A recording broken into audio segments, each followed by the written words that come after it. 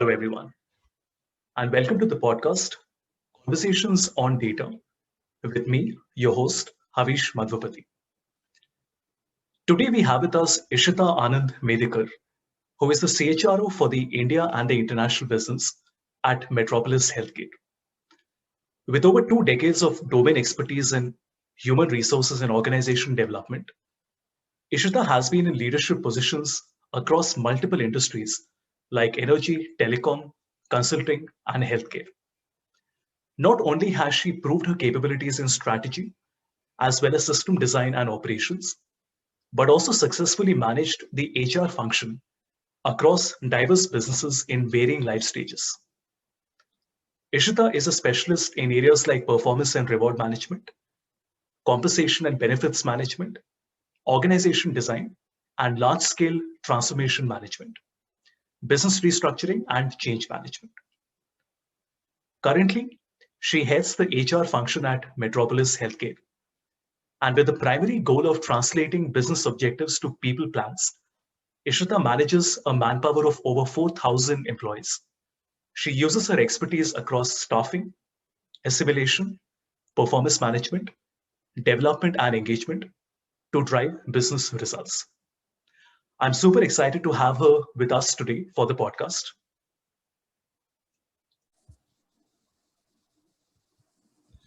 Hi, Ishita. Welcome to the podcast. Hi, Avish. So, to start off with, could you share a little bit about your current role and your corporate journey so far? Thanks, Avish. Avish, I'm currently working as CHRO for a diagnostic firm. So I have almost 20 years of experience behind me. So I started my career with a healthcare company in the very beginning. Then spent good amount of time in a consulting company, which actually gave me, a lot of insights in terms of how business and HR can be stitched together. So HR and business can't be away from each other. So that consulting firm experience was something which changed a lot of perspective for me. Post that, I have been in telecom for almost 20 years. Then I made a shift to power sector for almost a year and a half. And now currently I'm again back to healthcare with Metropolis Healthcare Limited. I have specialized in areas of performance management and rewards. Compensation is my specialization as well. But I have always partnered with the business and helped them in their transformation, basically, how do they change from the current level to a +1 level? How do they become more progressive? How do they become more relevant in the current context? So that has been my background so far. All right. I do have to ask you, since you have worked in fairly different industries, so did that happen by chance, or was there some thinking behind that? So, Havish, frankly, I've not planned my career, that strategically that, after this industry to that, I went with the flow. Whatever best came on my way, I actually took that up and gave my best shot there, right? Obviously, there would be some regrets and, career is not always a straight line, right? You don't just have a smooth line where you keep walking ahead. There are regrets, there are wrong decisions also. But the success for me has been that whatever has come my way, I have taken the best, whatever was available, and gave my best shot also there. So that definitely is important. And that's where I have learned and grown. Right. And would you say that working in different industries gives you a different type of learning in the sense that you're able to pick the best learnings from different industries and put it in the workplace? Absolutely, no doubt that the variety of work you do, the variety of sectors you've worked with you behind you in your career, that definitely gives you a wider horizon and a wider perspective to relate to take better decisions, to be agile. Basically, you learn to be agile. How do you adapt to the various situations, various contexts? So being relevant to the context at that point of time helps you deliver also. But it definitely widens your horizon, and your thought process also changes with that. Right. All right. Thanks, Ishita, for sharing your background. The next question I want to ask you is that if you look at the last 3 to 5 years, so a midterm period, how have you seen the role of data specifically evolve in the healthcare sector? Okay, so evolution of data, if you see, 5-6 years behind us, evolution of data has been practically same in all the organizations. Yeah. So all the decision making has become dependent on data. So nobody decides anything without asking 5 questions. Show me this data, this trend, this cut, that cut.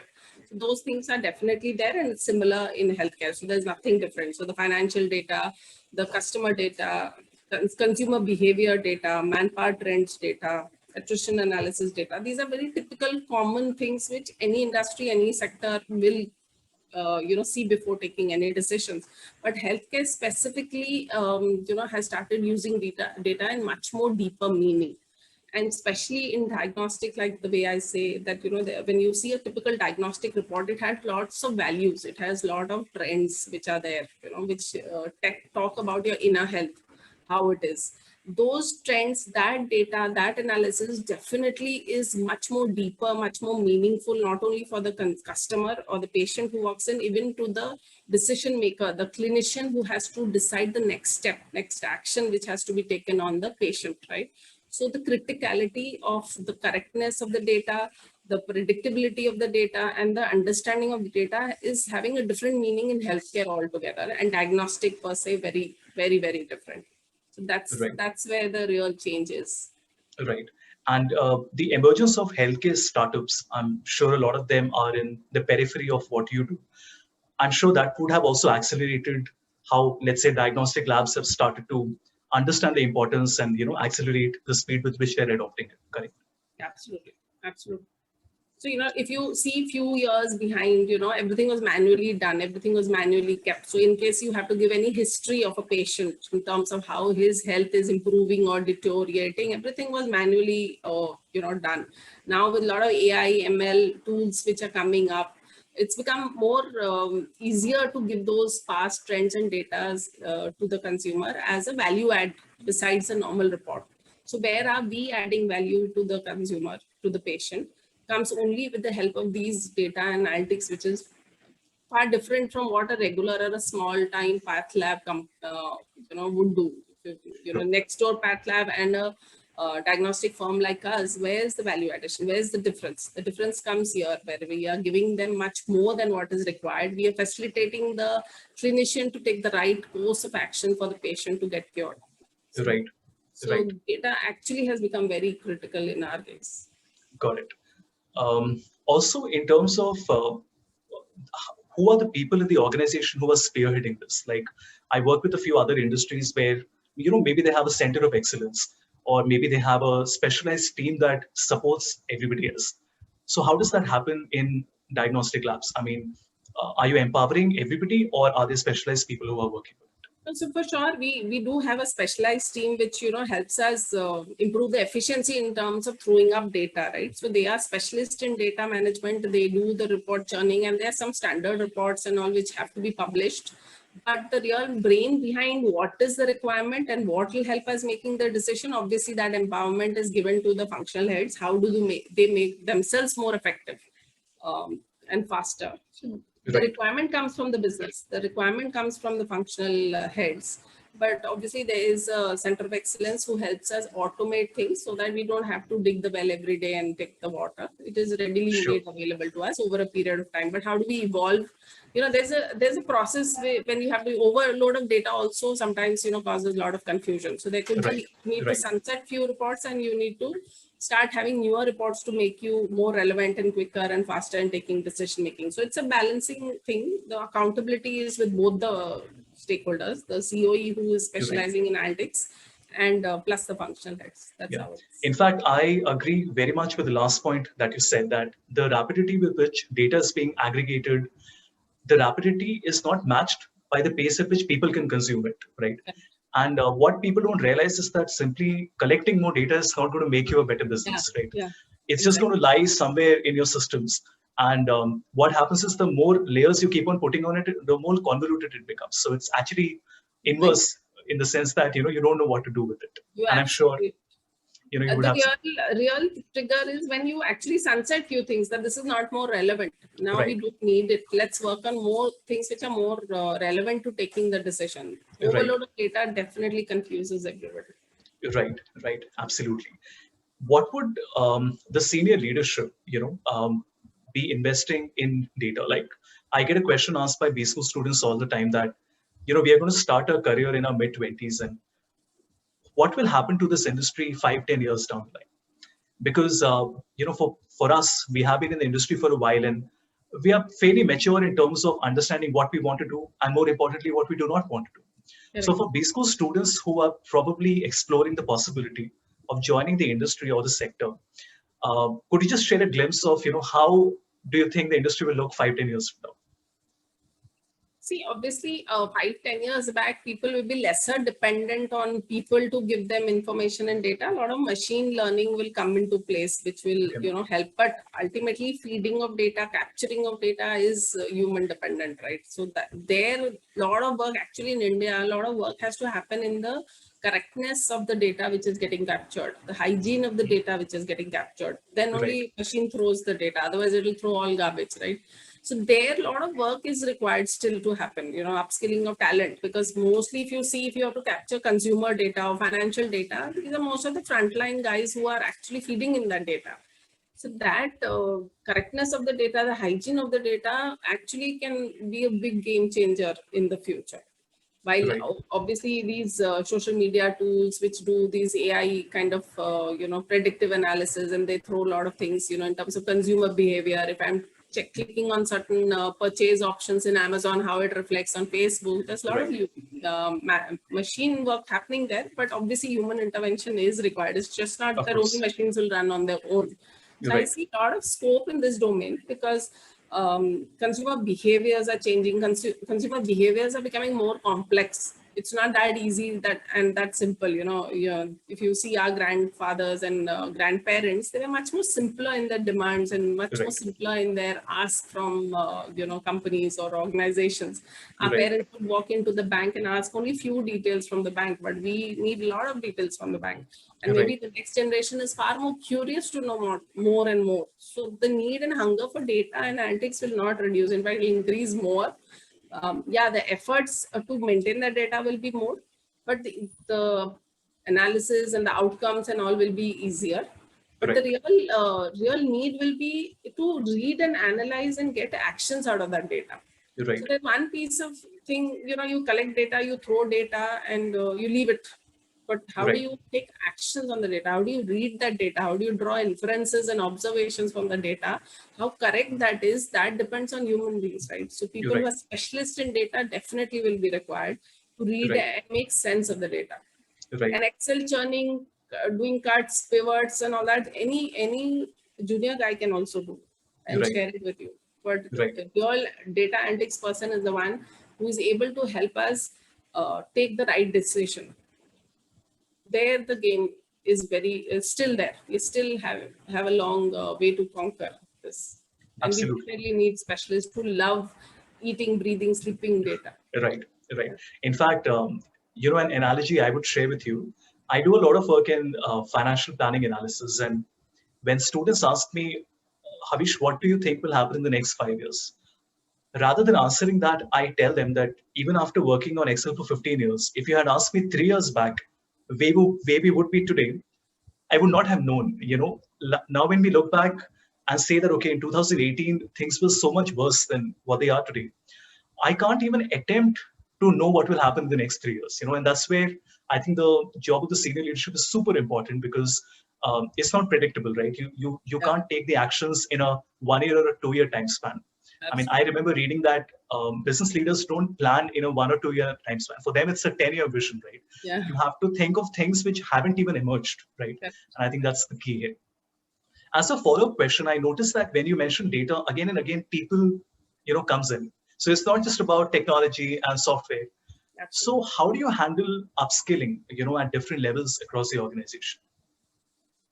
Yeah, so for sure, there's a gradation in terms of skilling, which is there. So what we expect from a senior management and what we expect from a mid management, there's a difference. But like I mentioned to you already, that a lot of data is available, but how to make sense of the data and how to use the data, that upskilling definitely has to happen across the level. So for sure, I don't want people who will just make an pivot chart and share it on email and say, now you see what you want to do. Right. So the real upskilling is happening when I'm actually making people question things. So you have to start questioning status quo. You have to start asking why to every data which you are reading. Right. So if you start asking 5 whys, you will get some direction, some furthermore direction to dissect, furthermore direction to cut the data in better form and to arrive at a decision yourself. So in our organization, what we are doing, we are ensuring that whosoever is publishing any data has to ensure that there is some inference which he or she is drawing. Then the next level can add value to it. But at least in my team, I ensure that nobody just throws data blindly saying, this is what you asked and this is what is available. But where is his insight? What is his outlier? Where is he seeing the problem? So that culture change has to happen in terms of how the decision has to be made. A lot of guesswork and all doesn't work here. Right. I noticed you mentioned culture, and in the last couple of years, something new that has emerged as a keyword is the data culture in an organization. Everybody used to talk about organization culture, people culture, but the way we consume and handle data also is a USP, right? I mean, the way we handle it, our direct competitor might be handling it in a very different way. And, I have had the experience of working with multiple companies in the same sector, which are direct competitors. And it's so fantastic to see that the way they consume data is so different. It seems that they're doing a different business altogether, right? And I think handling the data culture and making sure it permeates across the organization is also going to be super important. Okay, now on a personal note, from your experiences of working for so long and working across multiple industries, is there anything you feel you should have done differently? Taken a different path at some point? Like I mentioned to you earlier also, Havish, I have not planned my career so well the way I should have. And more so being a lady, there are a lot of other factors which, people consider while deciding, job change and switches and all that. For sure, what has helped me more, I can say, is continuous learning. So I will never say that, I am a very hands-on person. So if I have to make pivots, I do it myself. If I have to do data crunching, I do it myself. And I feel that, by doing yourself, you are able to teach others better. So I have always kept that hat of a teacher very well. So I have never actually, left it to team that you find your way yourself. If I've done something good myself, I've done some analysis myself, I definitely pass it on to the team saying, this is how I did it. Now you try to improvise on it. So that definitely has helped me. And I think that has come because somebody else has done it with me. Somebody else also behaved like a teacher to me. Some seniors who have guided me, they have also taught me a lot of things. So there I feel things have gone pretty well. So frankly, I have no regret as such. But yeah, I have one, it can be a dream saying, I've always worked in India, been in India only. So it's always that dream to go abroad and work in a different country is always. Sure. All right. Okay. In terms of, we have worked personally. So I know that from personal experience, how you want to be independent and you just don't want the output to be given to you, but you want to be a part of the process. Correct. But having worked with so many CXOs across multiple industries, if I may say so, there is a lot of, there's a combination of hesitation and reluctance to really be handling data yourself. It's usually sort of given to the guy below you, and I've seen a lot of CXOs not taking a lot of onus on handling it themselves. And I personally feel that it's getting worse with time. I mean, I have been working as a consultant for 4-5 years now. And I feel it's getting worse with time, when the reason that I have thought of is the fact that now there are so many softwares, and every month there is some new update that comes in. It's just getting so difficult to keep a tab on things. Sometimes even I feel if I don't study for a week, then I'm becoming obsolete. So I would just like to understand, if you're comfortable sharing this. We understand that when there are managers and people who are freshers, for example, the senior leadership handles that. You have management trainees coming in, you do upskilling programs. But when you rise up the ladder, when you're maybe an N-1, N-2, what sort of direction do you get? I mean, do you still have mentors? Who is it that drives that passion in you or enables you to work with data? Okay, so I will talk about my perspective, Havish. So I take each person as a mentor or a coach for me who's sitting in front of me. Okay. So I mean, it may look very idealistic, but I always feel, I mean, I've learned this from some of my seniors, that if anybody walks into your cabin and walks out, just ensure that you have added value to the person and the other person has added value to you in some form or the other. So how engaging that conversation is, how the presence of mind at that point of time to talk to the person itself is a learning for each one. So I will not say that I have just learned from my seniors, or I look out for motivation and mentoring from people who are older and senior to me. I frankly look forward to the younger generation, look at them, how they are managing things and learn from them. So that reverse mentoring kind of a thing also helps. And that is probably the culture which we need to pick. We at CXO level need to be very close to the ground. Okay. So especially having a teenager in my house myself, okay, my son. So I sometimes feel that, am I able to have that dialogue with him, that conversation with him at his level? And then maybe I will seem outdated. And that would make me feel, I don't want to become a dinosaur and I want to be relevant. So being in the company of even younger generation and learning from them. So there's no harm you should not be shy to accept that you don't know a few things. So I learned about football, soccer, just because my son was into it. Otherwise I would have never ever learned about what is happening in soccer world, right? So there I'm saying that age, level, hierarchy, all that you should never keep in mind when it comes to learning. And this, if you keep this mantra in mind, that you add value to someone through your experience, probably I can add value basis my experience on a junior person, a lesser experienced person, and he will add value from a different perspective. But how engaging that conversation is, how do you extract from the person is your skill. You're right. That's very important. And I'll tell you, if I tell, I mean, you'll not believe this Power BI thing came in the world in front of me when I was already a CXO. If I would have said, okay, let my team manage it, I will not. And I actually learned it from a trainee. I made her sit 1 hour with me and I told her, you teach me how to do it. I want to also learn while she'll be giving me ready-made reports to read, but I need to know how to do it. So that's the hunger which you have to keep. That's a wonderful point about the reverse mentoring, because B-school students by nature are very hyper competitive. I guess they have to be. But then usually the thing they would tell me is that, Havish, we want to be in a room where there are smarter people around me. Absolutely. And I tell them that, sure, I mean, that makes sense on a few levels, but that doesn't really hold true, right? Because there is no objective measurement of smartness, right? I mean, different people have different things to contribute. And I always tell them that if somebody can teach you something, then those apprehensions and those barriers really have to go away. Exactly. And on a personal note, when I started taking trainings at Big Fours, I used to realize that, and I was a good trainer, right? I used to get good feedback, very passionate about what I did. But when people would ask me their queries, I would realize that I was not able to answer it. And in my naivety, I would tell myself, no, it's not my problem, it's their problem. That they are not able to explain their problems well to me. Like they would talk to me for 10 minutes. And at the end, I would say, I haven't understood what you want. And it took me a while. And I sort of went back to the drawing board and I asked myself, what's wrong? I mean, I know the answer. I'm very good with what I do. And then I realized that my job as a consultant is not really to tell them I'm technologically very capable, but to help them articulate their problem. So post that, what I did was, when they used to start talking, I used to say, hold on, I don't need your entire backstory. You tell me what is the problem, what is the expected output you want, and what is the issue that you're facing.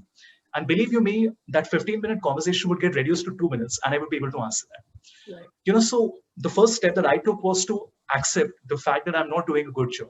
I might be a good trainer, but to become a good consultant, I really have to become a good listener. And not just listen and say yes to everything, but help the other person articulate what they want. If the other person knew what they wanted, they would have done a Google search, right? Why would they need me? So I think this is very important. I think this humility, of course, comes with experience. But then I guess, it's also a very individual thing where either we take that effort or we do not take that effort. All right. So coming to the end of this podcast, from a B-school student perspective, somebody who has, now you see that on LinkedIn, everybody is posting that their college session is going to start and they've got accepted in colleges. It's maybe an 18-month period and there are 100 things that everybody has to do. What would be maybe the 3 or 5 key points that you would like to share, not just related to data, but generally in terms of what sort of exposure should they look forward to? How should they tackle their live projects and internships? how much focus should be on the academic curriculum? How do they decide what specialization to take? I know there are a lot of questions here. Maybe you can unpack them one by one. But broadly, somebody who is just starting their MBA journey, what do you think would be the things that they should keep in mind? So yeah, I would advise the MBA students. Okay, B school is a fabulous place to build your personality. Okay, frankly, if I have to look back, if I see my journey also, I've done my graduation from a small town, but my B school journey or my B school experience has actually built my personality. So the real personality building happens in the B school. So don't shy away from participating in all the activities which are being designed in the B school. They really sharpen your personality. They really take out your leadership skills. So many a times people just shy away and don't participate on it. That's one thing you should totally avoid. The second thing is, which I can talk about, is be hungry to learn rather than deliver right now.